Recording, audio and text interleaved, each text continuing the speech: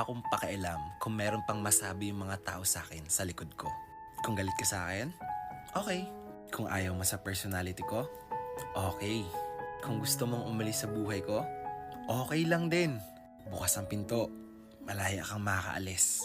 Nagbago ako dahil pinangako ko sa sarili ko na I will never please or beg for anyone ever again. I will never question myself again why people changed. That I will always choose to be contented and to just go with the flow.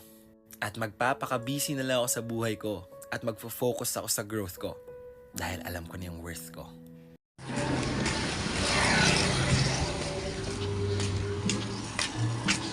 Oh, diba? May video ako.